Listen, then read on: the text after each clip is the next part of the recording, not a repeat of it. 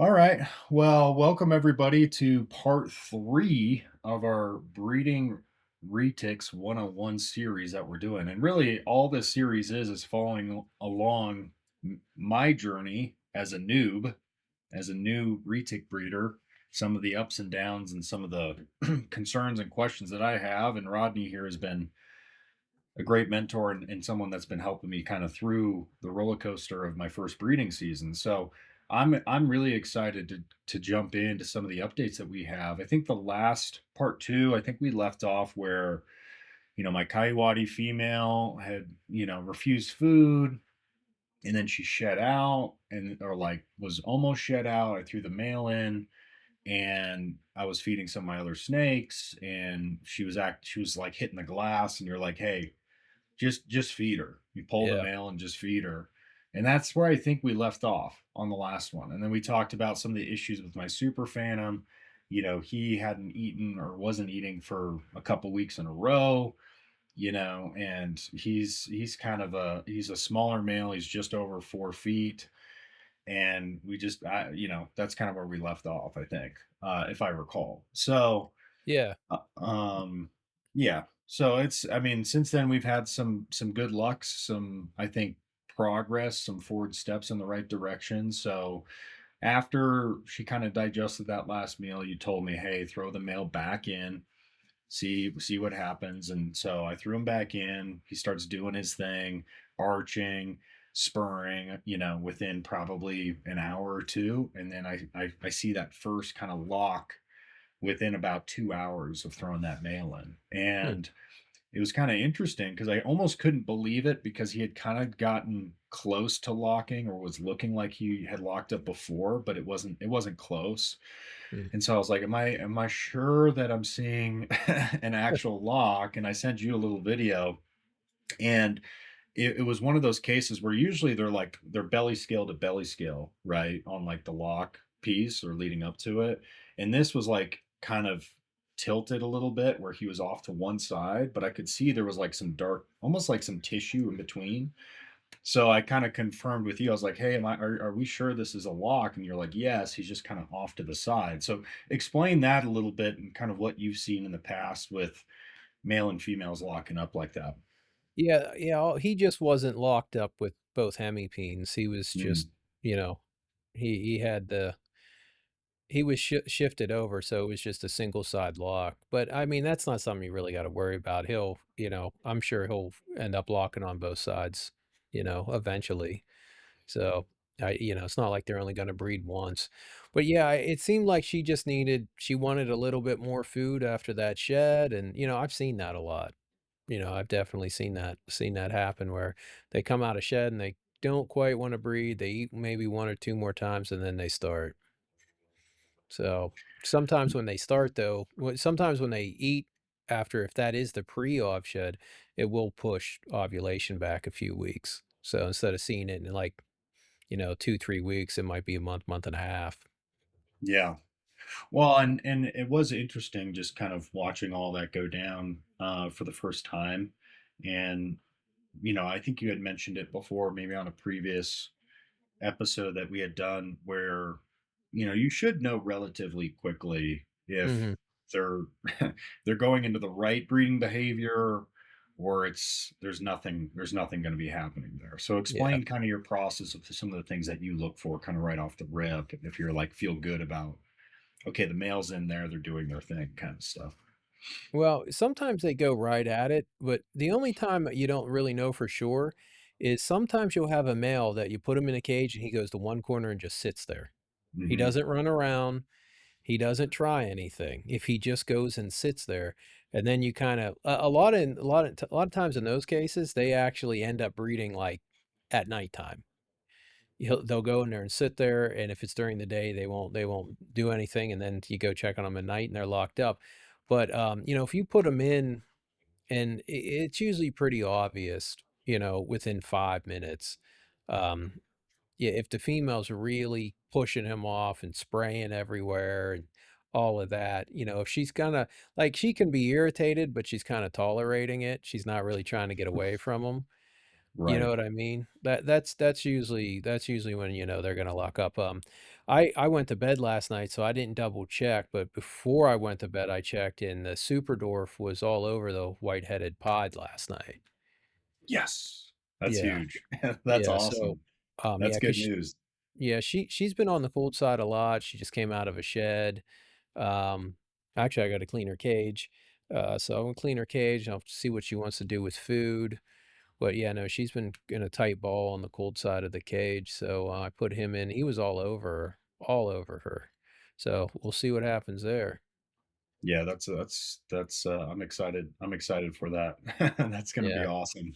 Um, and so walk me through, okay, so my mail's in there. He's been in there since Sunday. I saw that first lockup within a couple of hours. They've been kind of laying on top of each other or next to each other kind of during Mhm. the day. The following night, even though I didn't see them lock up, he was spurring her again. So I kind of Okay. assumed like there was some more action potentially Yeah. happening. What's kind of your protocol for how long should I leave them in there? Should I offer each of them food, male and female? Now that we've kind of witnessed a couple locks, like what do you typically what's your process like? Um, it sometimes I just leave the mail in there, uh, but in this case, I'd probably, if he was working pretty hard, I'd take him out for a few days, take him out, offer him a meal. There's a decent poss it's a 50-50 whether or not he'll eat once he started breeding. So, and if he eats, then give him maybe an extra day out, and, throw him back in for a few days. Like 3 days in, 1 to 3 days out is a pretty good standard rule of thumb, especially if it's early on, especially if she woulda just shed and then that day you threw them in and started breeding. Um, so I usually do that, but, I mean, you can offer her food, but I personally don't at that point, and with the amount of Mhm. swelling you're seeing in her, I would say she doesn't need any food, Yeah, even whether she eats it or not, I'm gonna say she might just eat it to eat it. It's not like she needs it right now. So, right. Well, and she has been acting, because when I put the mail in, when was it, yesterday or whatever, I I was just kind of moving some stuff around, and I wanted to see kind of how she reacted just even to my touch or whatever, and yeah, she is super on edge right now. really. So yeah, super on edge. Like she hasn't, I mean, historically speaking, she's never been defensive with me, never struck at me in the Mm, cage. And she didn't strike at me, but I think she was close. Like she was that on edge with me. So I definitely am noticing, there's kind of she has a ornery temperament right now. So yeah. um anyway, well, let's switch gears a little bit because I think last time we were talking about my super phantom that had gone off food, and Mhm. you came up with the idea to throw him in the enclosure or former enclosure of the male that I'm using with my Kaiwani, just to see if he smells the male and starts arching and Yeah, does his thing. And he just went in there and just sat, just did absolutely really. nothing. So I'm like, yeah, I was like, well, I was kind of confused, and I was like, oh, what's going on with this male? And then my head OGS just shut out fully, and I was a little bit worried because I was like, this is kind of their first real intro. Mhm. So I threw him in there, and I was like, I don't know if anything's going to happen.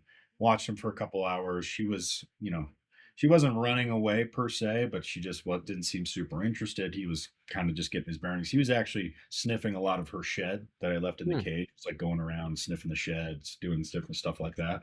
So I thought that was interesting, but no arching, nothing. And then I came home kind of late in the evening, and yeah, he was just kind of like he was just full out arching and spurring her, really? like going That's into good. going into the night. So I didn't see any locks. I even checked on him in the middle of the night because I got up. But one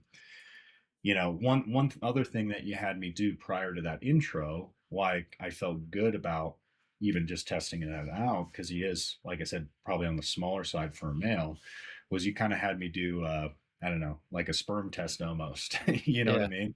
Where it's like, you pull the tail back, and then it wasn't a urate, because a urate would have came kind of straight out and would have been, either Mhm. white liquid or, it would have been thick or whatever, but this kind of came out on the side. So explain kind of the process of like kind of checking your males maybe or stuff that you look for before throwing them in.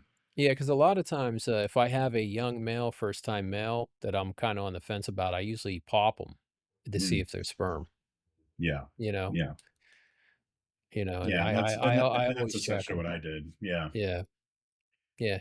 And the other thing you can do too is if you're not sure if a male's ready, if you have a female that you know's in breeder mode, you can throw it in, Mm.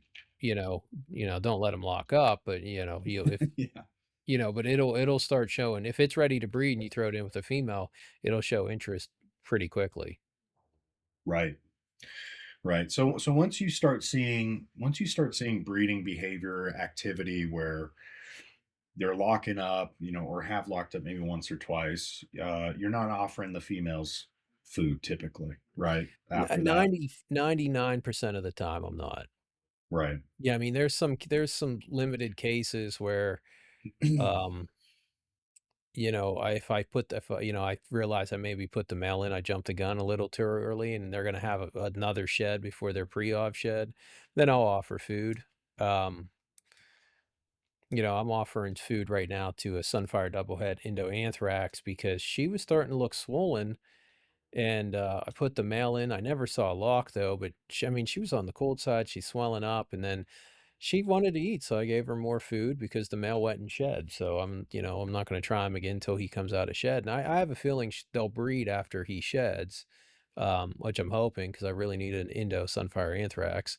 Um, but that's one of those cases where like I had an extra rabbit thought out and she was at the glass, so I gave it to her. But, Yeah. I mean, I'm not doing that wasn't like this is part of the breeding program situation. I had a rabbit sitting there that I didn't have anything else to I coulda gave it to the solar or something, but she doesn't need any food at all. That's like Right. Right. she needs about a 6-month diet, to be honest. So, Yeah, no, I mean, it's been a really cool process. I mean, once again, for somebody that, just been raising these snakes, feeding, cleaning, mhm, maintaining, enjoying the process, seeing them kind of grow up, it's cool to kind of get to this point where there yeah, is some significant difference in their behavior, like versus what you would normally see throughout the year. yeah, Um, and that's the one thing I would tell anybody that's new or looking to breed. Like, there should be some signs, like either visual signs, behavioral signs, some of these different things that you can be looking for. And like I said, I posted a I posted a reel and a short on YouTube and on Instagram, essentially showing some of the like spurring footage and stuff like mhm, that, explaining because I kind of looked into the science behind that and why they do it and all that kind of stuff. So that was kind of interesting and cool. But that's a great indicator, at least on the male's part, that he's ready, right, yeah, trying to breed. And on the female side with that spurring, it can actually help them kind of get into breeding mode too, mhm, where it's like they're getting kind of turned on that way. So that was a pretty cool thing to witness myself. The other thing I'll say, and once again, this is just my experience, like watching my animals, but the one thing I'll say with the three females that I'm hoping to breed this year, with this last shed, it has taken two, maybe three times longer for them to shed out of their shed, hmm, right? Now, I don't know if that has anything to do with them getting ready to breed or if it's just, humidity's maybe a little bit lower because we're in winter and we're in Utah and it's dry. But um, they've noticeably gotten thicker over the last like 2 months, and I haven't been slamming them with food, right? And like I said, with the shed cycle, it took them an extra probably month, maybe 2 months to go into shed, and then the actual shedding out process has taken quite a bit longer. So once again, could be the weather, could be them cycling or prepping to cycle or whatever. Have no idea, but it is a little bit strange for me. yeah. I've You I've never counted shed days during breeding, like how many days it takes to shed, to be honest. I've never counted it. I just had a Superdorf had anthrax. It seemed like it was in shed forever. She Mhm. seemed like she was in shed for 2 weeks.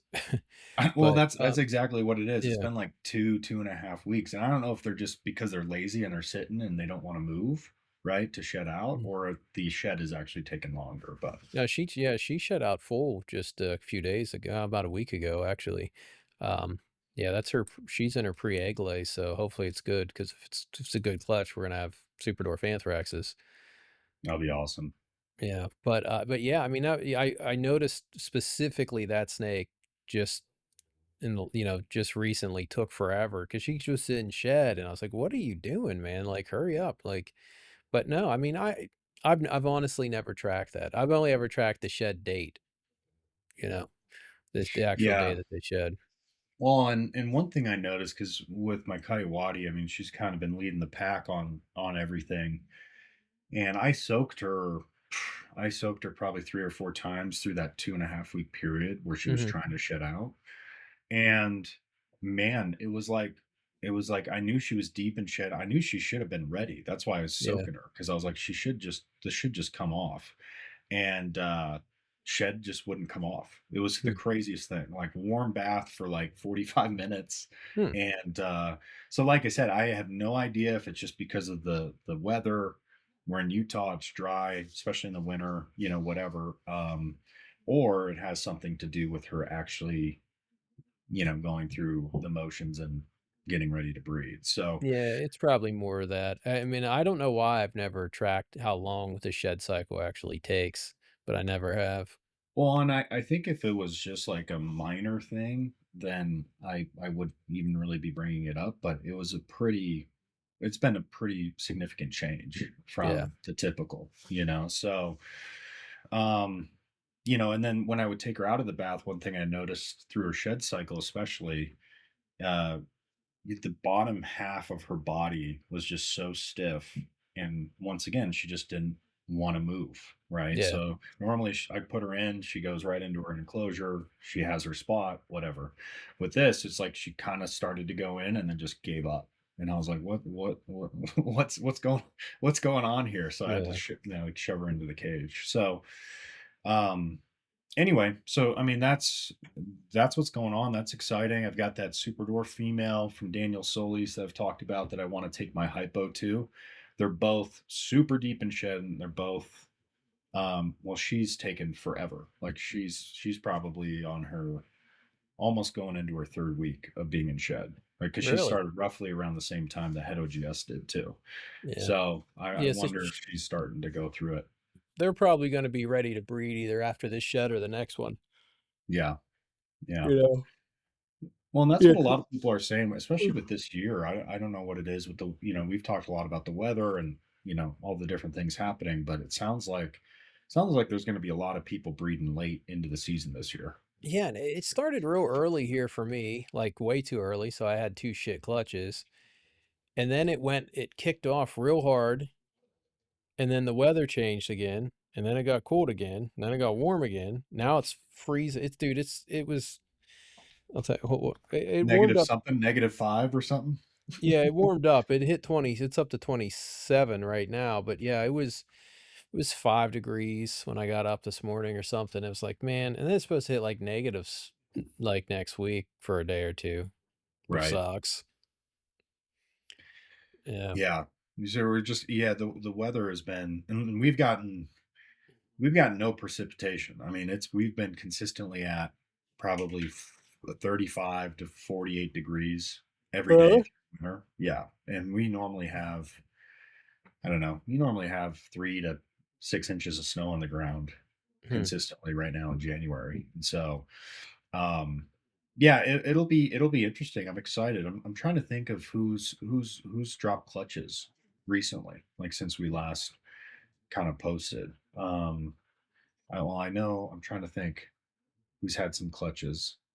Well, you've had a couple Yeah, clutches, I I had a think. couple. Then I got a hopefully I have a Superdorf clutch coming. Hopefully it's good, which it's a Superdorf, so it's probably not.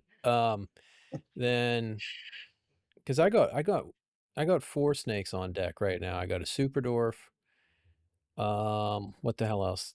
I got a Phil, a Ternate, and then a Superdorf had anthrax. So Mm, I'm waiting on all of them to drop. No, wow, there are 2 Ternates. I got 2 Ternates on deck. that's right. I That's got right. 2 yeah, so I got yeah, those are all snakes that have all had their pre-egg lay shed. So I got 5 clutches. Well, I think I know people are having babies hatch out. I know Jen's had Yeah. a bunch of stuff hatch out. Karampas. She just had a I don't know what it was, an orange. Maybe it was an orange glow clutch ish, no glow clutch. I forget what it I didn't was, see but that. oh Yeah, she yeah, has she just posted. It was she had all kinds of different. That was a great Easter egg clutch. But I think I don't know what they are. I don't know if they're 50% Jamp or if they're Super Dwarf in them. I have no idea, but they look really nice. She hatched out some cool stuff. And then I know Joe Hole, I think he's had one or two clutches drop recently. yeah, Uh or he's had I think he's got a clutch of Carampas either drop he's or got coming. Krampas too. Yeah. Well, then Garrett on his live, I don't know how many clutches of Krampas he has. I He mean, it said he looks like he's had got I think he said he had 5 gravid females. for just Krampas, pures. Yeah. Wow. So I mean, if I'm just coming into the space this year, I'm looking at Karampas. So Yeah. it's a great Ye time. It's a great time to buy Karampas this year. yeah, because Um, Garrett's gonna be higher than everybody, so, I mean, it's gonna give it all everybody else producing them is gonna have an excellent opportunity to sell theirs. well, it's he's got that one. Well, he had that one male, the Duesenberg male Yeah, or whatever. So he's got. I think he had one son of his that sired a clutch this year, and they've got I don't know 4 or 5 eggs. So I doubt he's going to let a lot of that stuff go. I mean, if probably not. Yeah, yeah, because I did a reaction video to that video because it's such a train wreck, but the one Karampa he showed in the egg was really nice, like, exceptionally nice, so, the pattern on it, yeah. Yeah, it looked like it had a really killer pattern. yeah. Well, and that's what I mean. That's the cool thing about some of these localities, because you have all these different localities, but I feel like inside those localities, you have these different polygenic traits or these different lines within Oh, yeah. the locality. So it's like if I'm coming in fresh to this and looking to buy animals I want to raise up and breed, that's what I would be looking for. I wouldn't be just looking at the name of whatever locality. I'd be looking at the locality, but then I'd be trying to pick out, okay, what do you personally like, and how can you enhance your own projects with back pattern, color, side rosettes, whatever that you kind of want to go with. Yeah, So we'll start seeing a lot more selective breeding in the Superdorf arena, I on hope the so. pure side, on the pure Yeah. side, because there's enough Superdorfs out there anymore that if people don't start selectively breeding, if like and that's the big thing I would tell everybody, if you don't start selectively breeding your Superdorfs now, they will end up all looking the same like we saw in mainlands. There's no real distinguishing traits among the mainland stuff, and Mhm. that's exactly that's exactly what will happen in Calatos, Carampas, and Madus if people don't start selectively breeding them.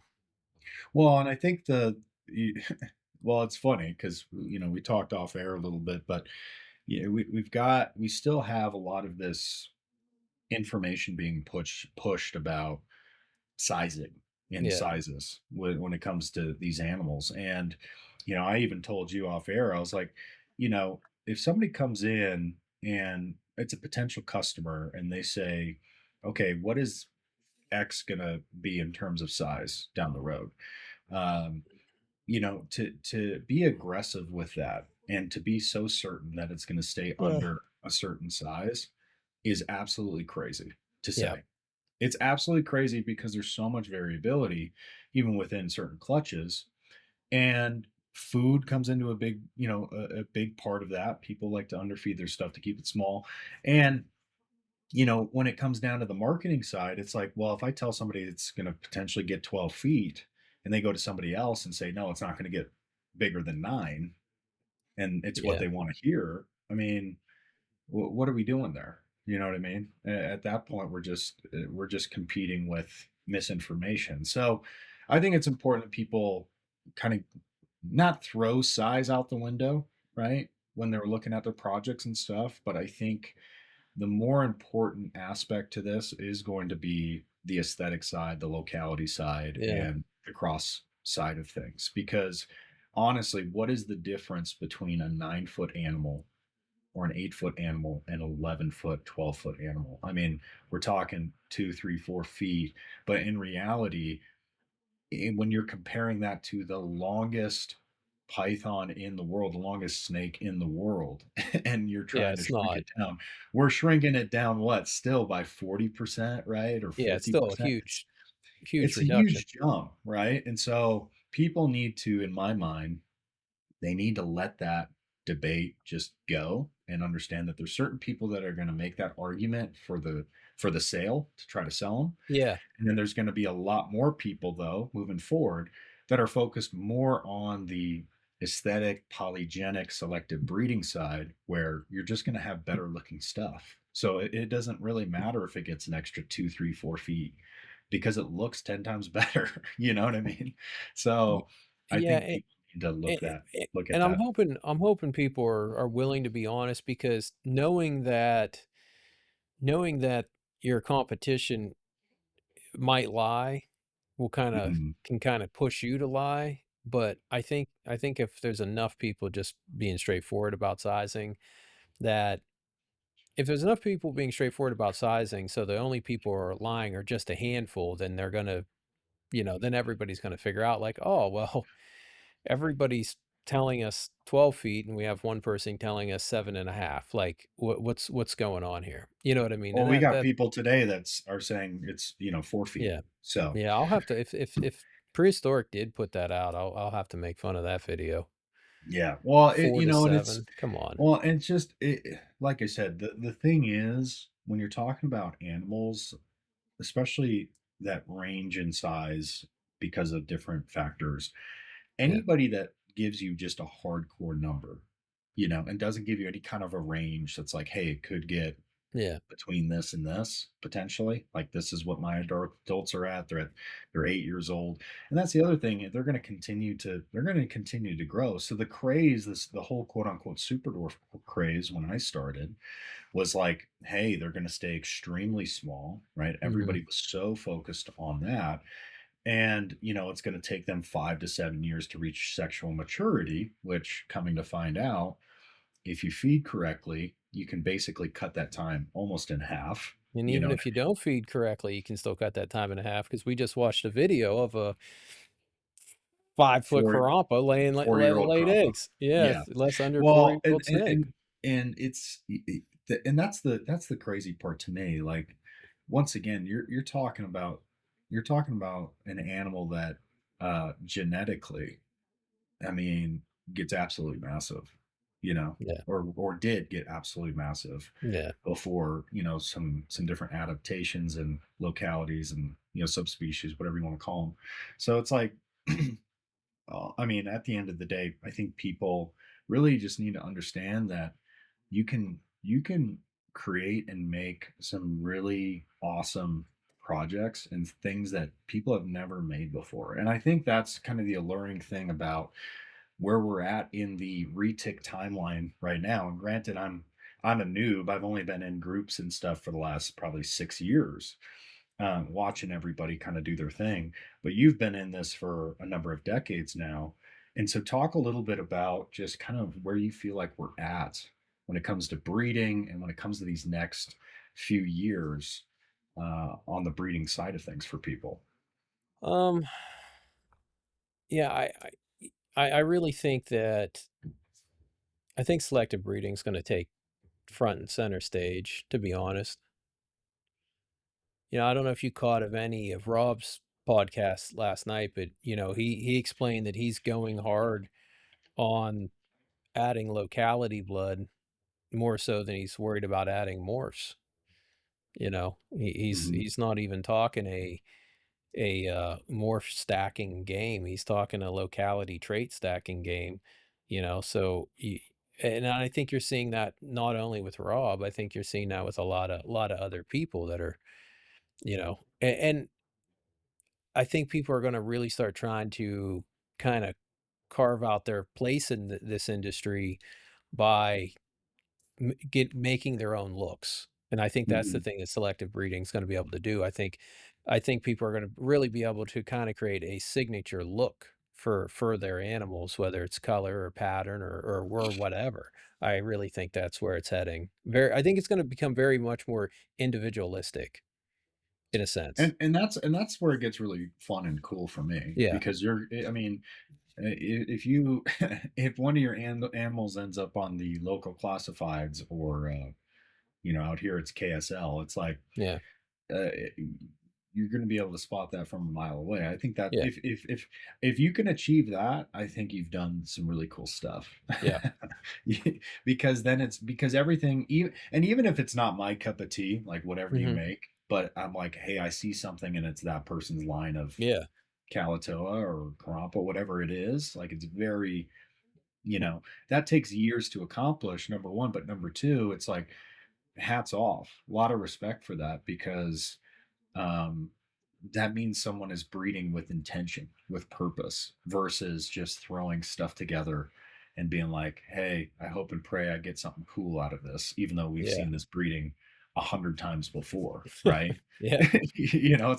It's like that's the definition of of insanity, right? Just like expecting a different result, doing the same thing over and over and over again. Mm. Um, and and it's interesting when you brought up Rob, and I did watch some of the podcast, and I mean I'm excited to see what he does. But I think the morph stacking stuff has been done quite a bit. If it's the mainland side or the even the super dwarf side to some degree, where people have stacked a bunch of different morph combos, and I'm not going to be a hypocrite. It's like a big reason why I'm doing the breeding I'm doing my Kaiwatis because I want to make some of these different morphs and whatever. I have a kind of my own purpose for that. But I agree. I think adding that locality blood in and looking at some of these different things that make these animals look just so vastly different. And I know I think you had a different YouTube channel back in the day where you were posting some of your stuff, just like in your basement and everything Mhm. like that. So, um, I need to it, switch all those the only reason they're not on the current channel is just because I've been too lazy because I have to download them all, first and then move them then over or whatever. re-upload yeah, so it's like, sometime that I have a whole day to piss with that, then I'll take the time to do it, you know? Yeah. Well, it's funny because I know I mentioned it a couple times either on my live or your live or Yeah. whatever, but um, what do you think a Halma to a Kaiwadi would look like?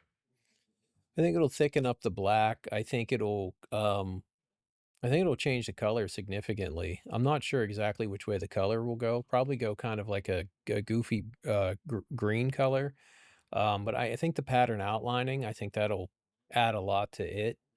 So, yeah, I think if you do a breeding like that, it'll be good for, albino breedings.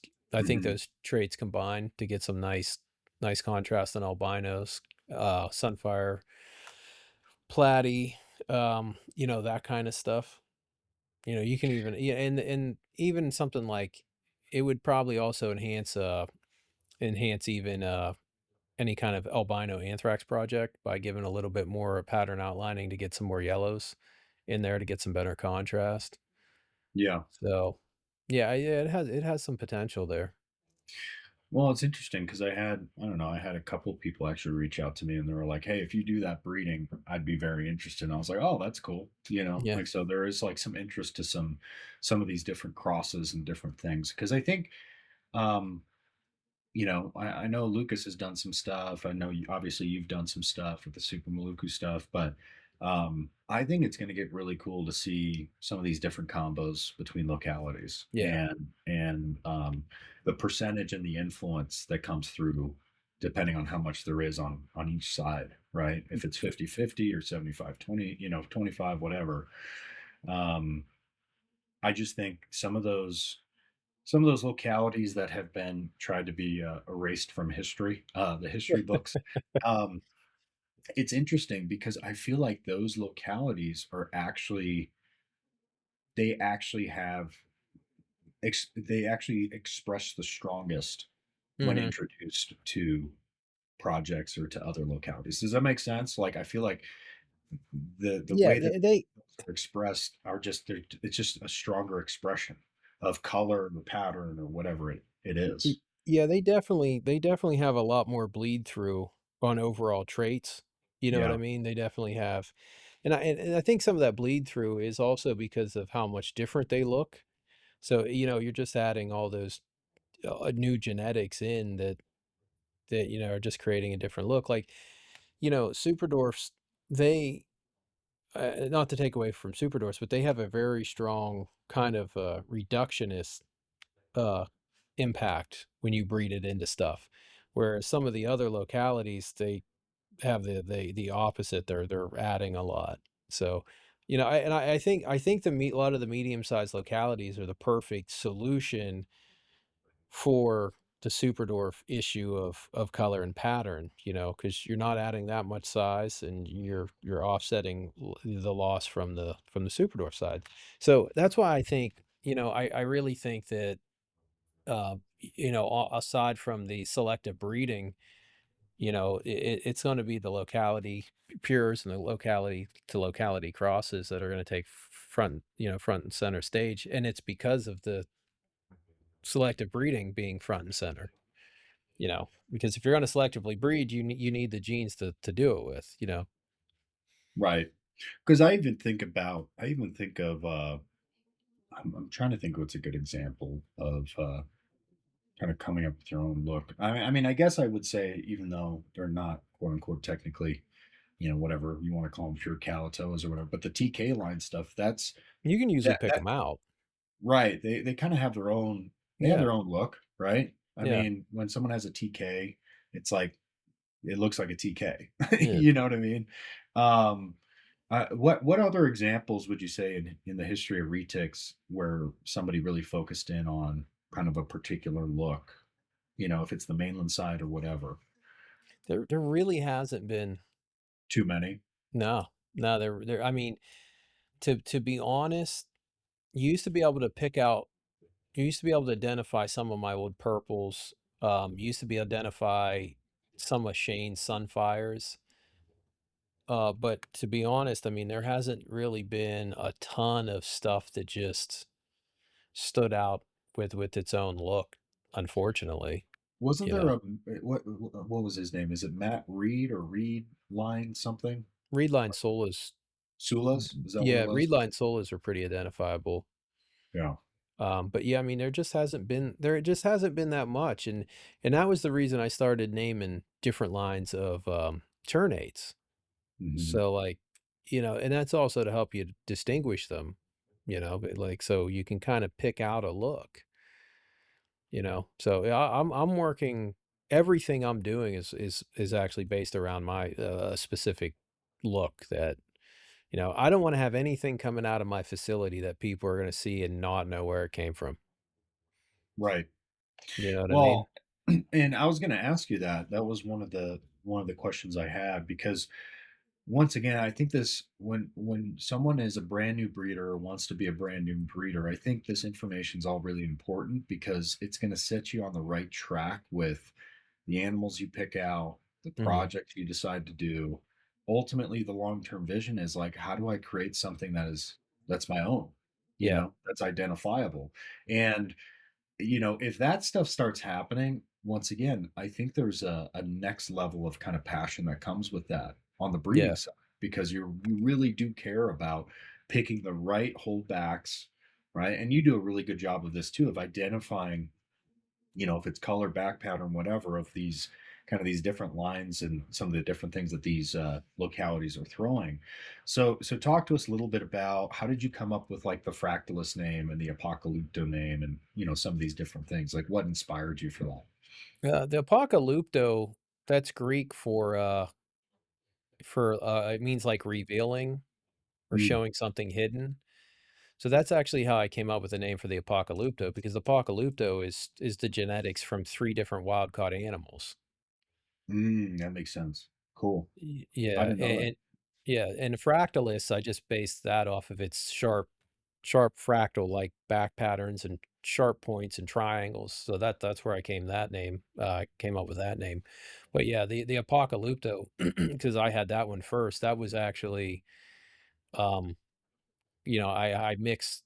I knew I was going to get something neat if I got all those traits together, and it ended up being even nicer than I thought it would be. But yeah, that's how uh, that's how I came up with Apocalypto, because people think apocalypse means like end of the world, and it means like beginning, fresh start. Yeah, have you ever seen Like a Apocalypto, the revealing. movie? Yeah, Yeah, Mel Gibson. yeah, but no, Apocalypto is actually Greek for revealing something hidden. Yeah, So, and that's what it did. It was like he's like, "Yeah, if you put the right shit together, you can get this," you know? right. What was that like, when those first ones came out? Did you know, like, "Hey, I kinda hit it out of the park with some of these?" You're like, Yeah. Yeah, and I knew I knew that from all the F1 stuff I've done, I was "Yeah, like, "I know when I put these together, I know I'm gonna get," 'cause I've done so many different breedings, and I know what, like, okay, this male does it with this female, and this, I just know what they've thrown, and I was like, "Alright," 'cause the second line of Apocalypto has actually a slightly different percentage of one of the wild caught males because I wanted to get more silver. So, mm, I he's the I switched the percentage, so his line is actually 50%, and then there's 25 and 25 from the other 2, and I did that, and that's how I got his high silver. oh, cool." Yeah, Yeah. And once again, that's like a very that's a very specific choice that you made yeah, to put those traits together yep, to create a look and a line that is so unique to any wild type stuff that I've ever seen get produced out here in, or at least in the States. You know what I mean? Where it's like it's so unique looking. And some of those apocalyptas almost look, because the amount of silver and stuff, they mhm, almost look hypo to a yeah, degree. You know, it's like it almost looks like just a different morph. And that's when you know, like, hey, you know, you're being tactical and you're being intelligent when it comes to these breedings. And I think that's one thing that definitely is missing with most breeders when you see well, it. It's like it it's not yeah. yeah, and I can tell you right now, I've seen enough similar back pattern traits on enough random super dwarfs that I know you can make the super dwarf version of an Apocalypto. I we might see some this year. My buddy's waiting on the clutch now, and I mean, if he doesn't get that level, he's gonna get close to Apocalypto level in Kalatoa, and we're just gonna have to, he's gonna have to find one more little piece of the puzzle, and then dude, I'm telling you, once somebody starts figuring out this stuff in super dwarfs, man, like it's whoever does it first, they're gonna roll the fucking market 100%.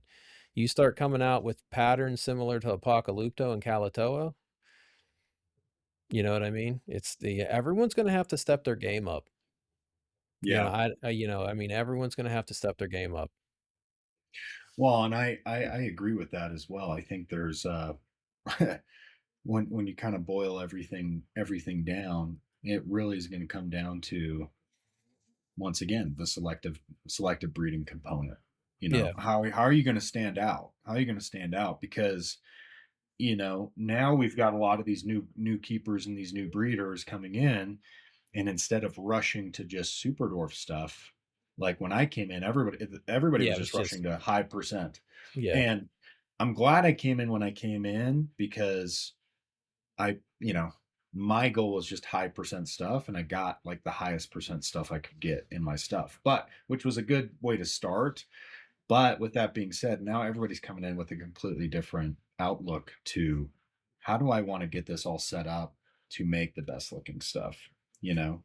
Um, a lot of them are having conversations with you, yeah, trying to plan out their projects or the morphs that they want to do and some of these different things. But I'm really excited to see.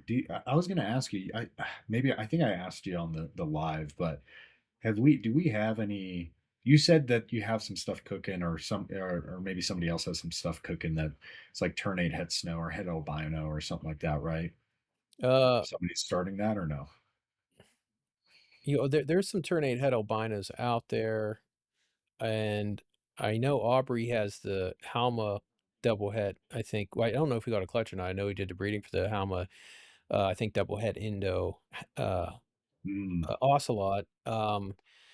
And we're hopefully starting a project, an orange glow project with Kalatoa Mindanao, at my mm. buddy's house. And then what the hell else is going on down there? I A forget. lot of high percent of like double het stuff, like Yeah, double het yeah, yeah, snow. we're working on. I know my buddy Sean, he's doing some pretty high percent double het Kalatoa stuff, which reminds me I still forgot to take a video for somebody of the male that's here. Um, and I keep forgetting. And then, yeah, I mean, I I'm already starting to move in a different direction, um, because my goal was to make really crazy normals, like, to figure out what I've been working on is, like, back pattern and color manipulation, especially back pattern manipulation, so I figured out, okay, I can do that now. Okay, now I'm breaking it down into, like, small sections, so, like, the big thing I'm working on now is creating back diamond separation from each other. So that, this clutch of ternates that I have in the incubator right now is hopefully going to create a little bit of space in between back diamonds from each other, or at least have a pretty steep fall off from where the back diamond touches and comes down to the rosette.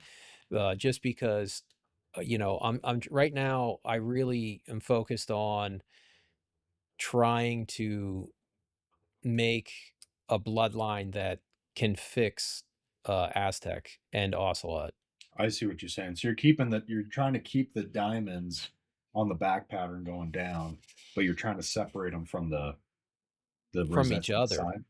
Oh, actually from from each each other other. too. So you got spacing between each diamond Yep. is what you're trying to do. Yeah, I'm Gotcha. trying to get spacing or a decent fall off. Like, I just need a little bit of room in there, because, things like tigers, things like Aztec, things like Ocelot, the less room you have, the more of a striping issue you're gonna get. And if you look at super Yeah. dwarfs, like, look how many super dwarfs throw classic pattern tigers. And if you look Hmm. at the actual back diamond structure of a super dwarf, the reason they're throwing classics is because they either have decent room or they have a very straight line that creates a very steep fall off. So at any point, the distance between the closest point of the diamond and the farthest point of the diamond, which would be by the rosettes, there's much more room at every step along the way. I Whereas see what you're saying. where it's something that's rounded, it's very, very close. So, Yeah. it's if it's rounded and tight, it's you end up with striping. So, um, I'm really trying to um, lock in that back pattern. I have one female ternate that should be ready to go this coming year that already has all of that, but I'm trying to produce a significant amount of them in this clutch. It's an incubator now. That'll be And a cool lot to of people are see. gonna a lot of people that hear this are like, "What? You're breeding for steep side diamond fall off and distance between the closest point? Like, what the hell are you doing? Like, who does that?" Well, You I'm got to trying have to the base. You got to have the yeah, base that's good for yeah, these. I'm trying to solve problems. Right. I'm trying to solve I'm really trying to Well, solve problems is what I'm trying to do.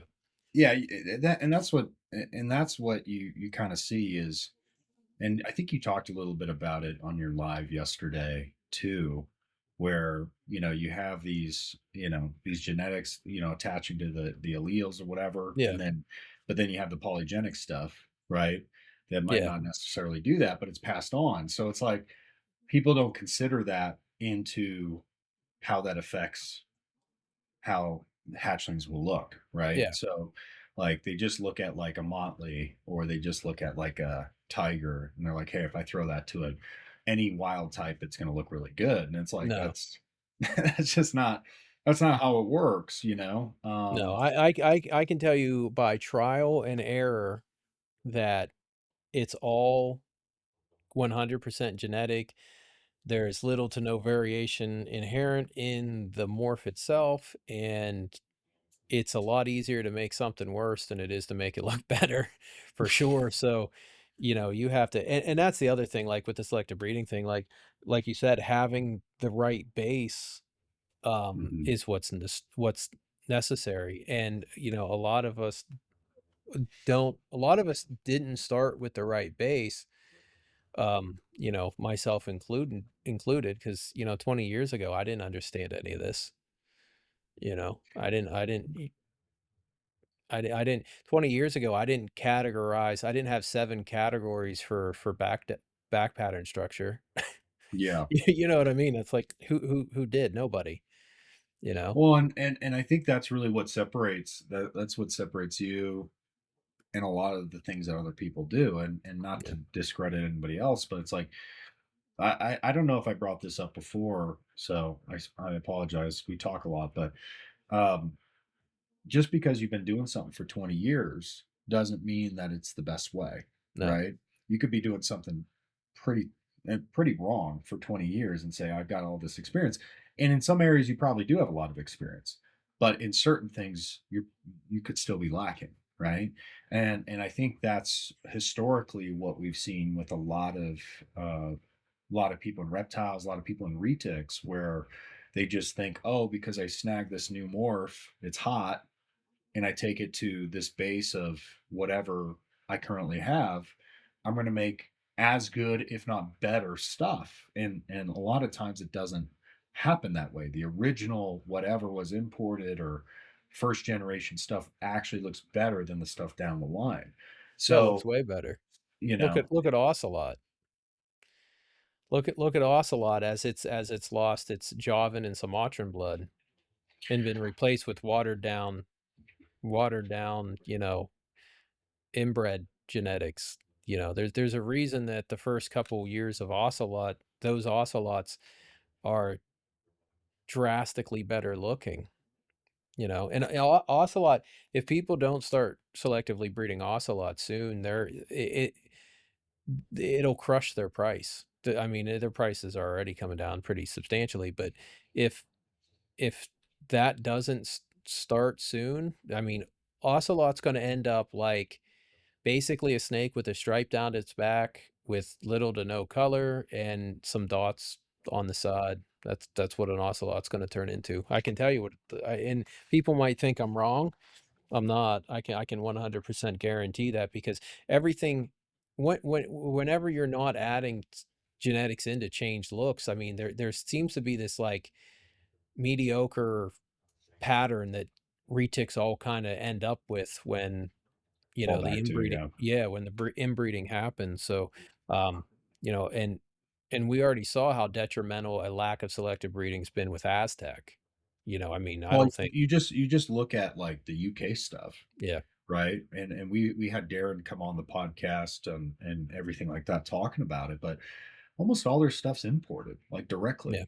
You know what I mean? It's Borneo blood, Bali blood, whatever it may be. And I mean the color on that stuff, the contrast, the blacks, the designs, yeah, it's out of this world. And people are like their jaws drop over here in the US when they see something in the over the UK. But you got to really boil it down and ask yourself, well, why is that? mhm, And I think we do have a problem. We lost importation, and then in terms of the creative aspect, once again, I think people have kind of gotten blinded by whatever's new or hot, I'm going to chase that and then just run it to whatever I have, and then yeah. it's going to turn out great. And it doesn't work that way. Yeah, the UK EU has more of a selective breeding in general. Just they have a that's just kind of the general mindset. Where in the US, it's more of a numbers game. It's like Yeah. who can produce the biggest clutch or the most clutches, or produce it the fastest or the most of it. And I mean, it's all just a recipe for prices coming down, unfortunately. Well, it's interesting because when I've been, I'm kind of a prime example. I've made some adjustments, but I haven't gone out and bought a bunch of new animals since I Yeah. started. It's like I bought my stock. raised it for 4 years. Now I'm breeding it. And so it's interesting to see kind of how things have changed.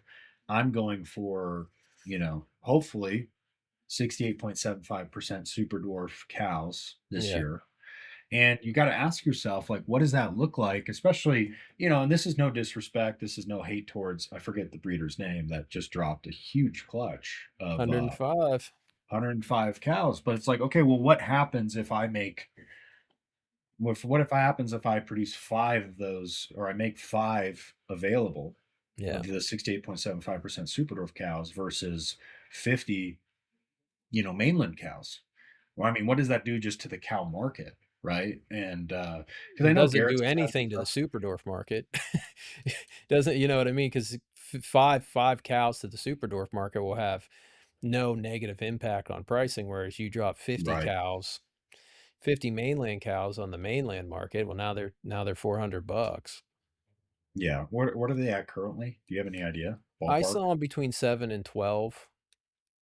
I mean, there's I mean, people still love Yeah, oh, cows, yeah, they're man. easy Like easy as shit to sell. Yeah, they're money. I love them. That's why I'm wanting to produce them. But I know there's a lot of people that are kind of in the cow game or looking to be in yeah, the cow game moving forward. And um, it's one of those things. People, I think, will always love cows. I think they'll always love super fandom stuff.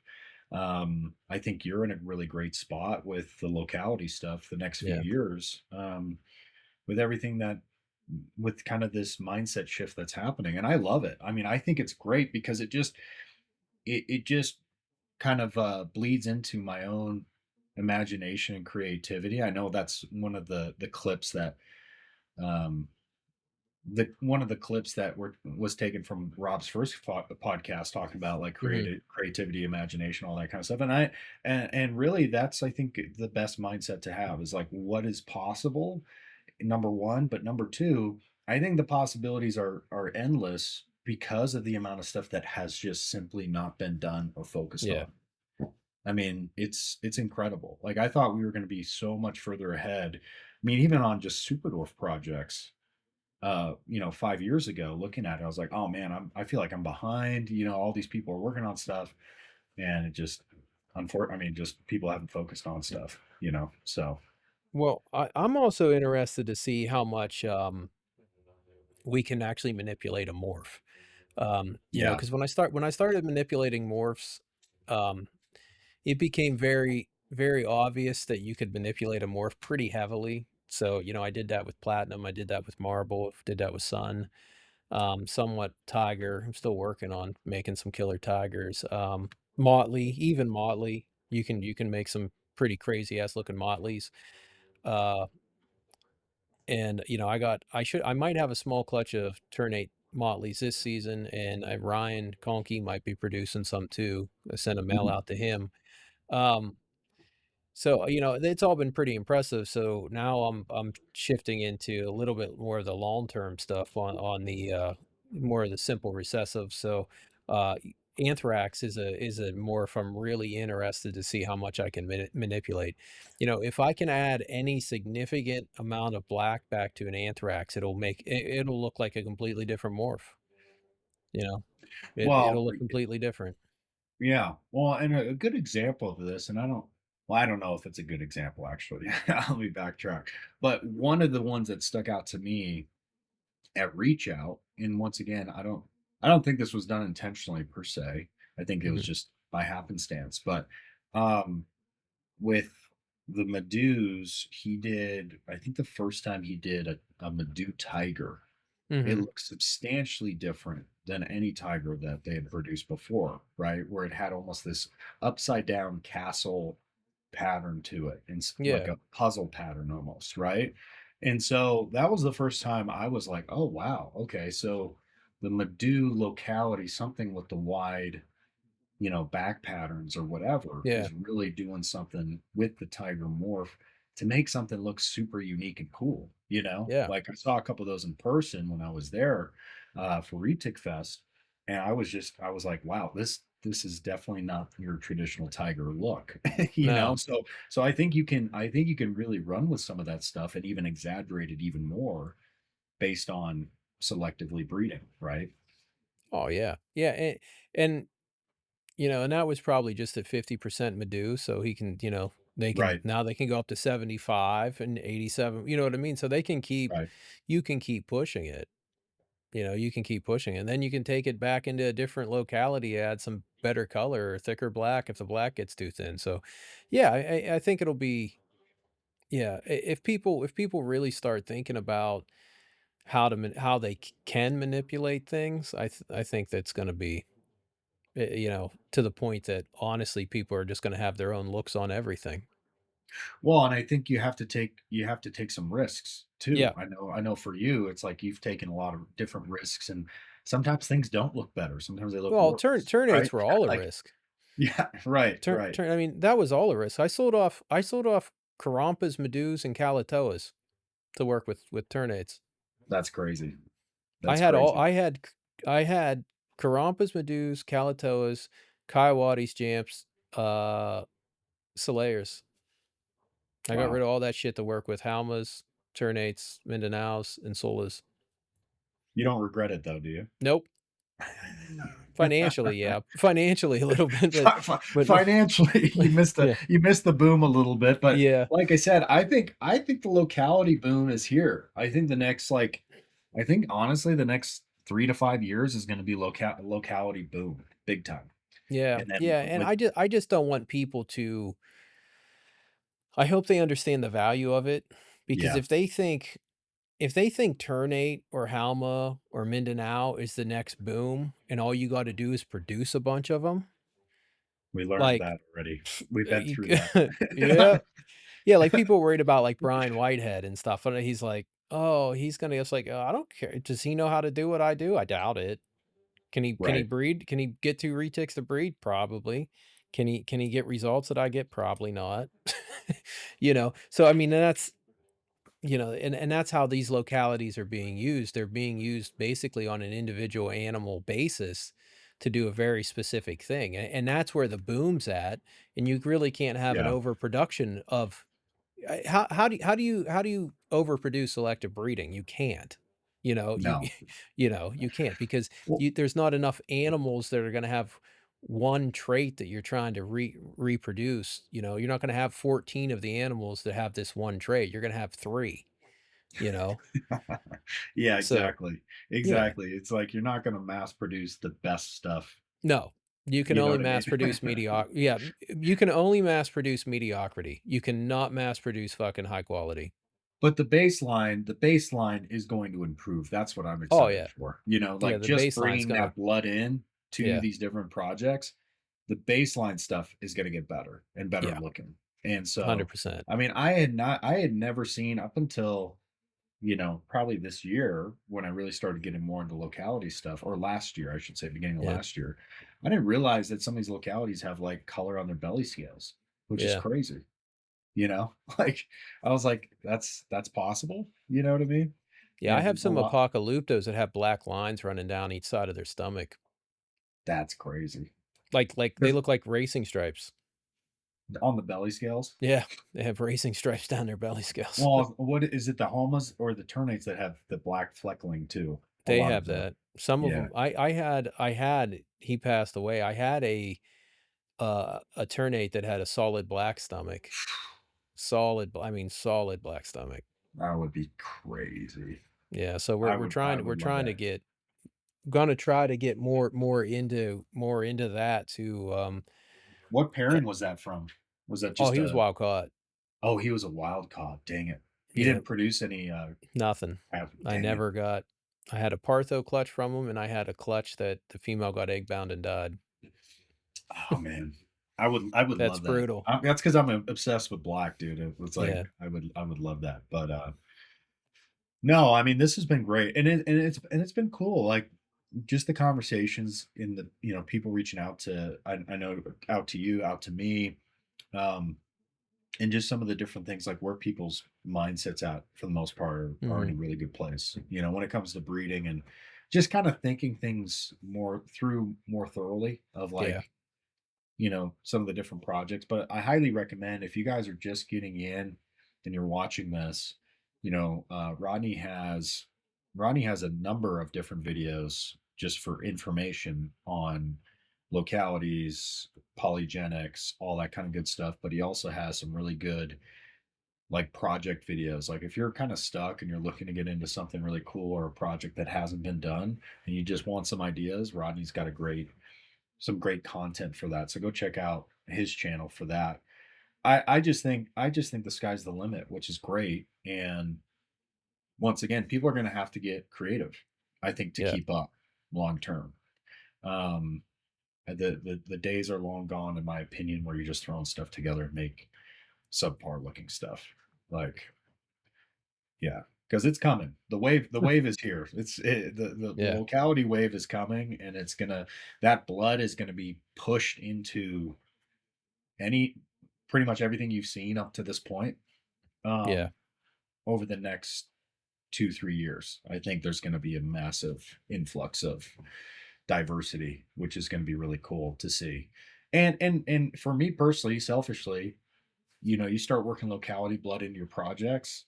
I mean, just the stuff that is going to be thrown, or the potential holdbacks, or the variety with even within kind of a normal clutch, I think is going to Mhm. increase too.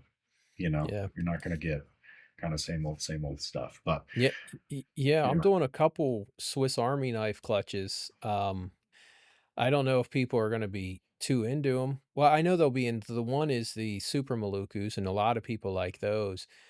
yeah, But the other and that's gonna give you a lot of ternate traits, a lot of, Calato traits, and then the other Swiss Army knife clutch is the, ternate Mindanao clutch. It's the male that it's the wild caught male that I use in both Fractalis and, Apocalypto. Um, so I'm hoping that the back pattern if the back pattern's as crazy as I'm hoping for, that'll be another Swiss Army knife clutch that you can use it you can make it literally anything look better. Literally anything look better. And that's really what I'm going for this year is just stuff that's gonna fix stuff. right, right. No, I think it's going to be a really fun time. And Yeah. the other thing is too, I think there are going to be some people that stand on the sidelines because they always, there's always those people that want proof of concept first. Oh, yeah, that's fine. But which is fine. But as they start seeing more of these projects implemented into locality blood stuff, I think people are going to really hop on the train Yeah. where they're Yeah, like, they don't you okay. don't wanna wait too long. You don't wanna wait till No, people no, no, already. no. You don't want to wait too long. That's the other big part of this. And Yeah. I like I said, I've even changed up some of my viewpoints and some of the things that I want to do because it's like I just think it's cool, being Yeah. able to have some options there. But anyway, well, we'll keep you guys posted on how breeding season continues to go. Thanks for tuning in, and hopefully we'll be working on part 4 in the next couple weeks, and hopefully we have some more progress with some of our breedings. But we'll see you guys next time.